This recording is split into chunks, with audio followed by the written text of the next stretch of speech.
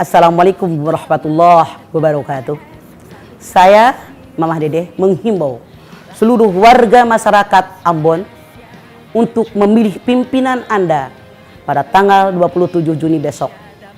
Pilihlah pimpinan Anda yang paling baik menurut Anda. Jangan Anda menyia-nyiakan kesempatan ini.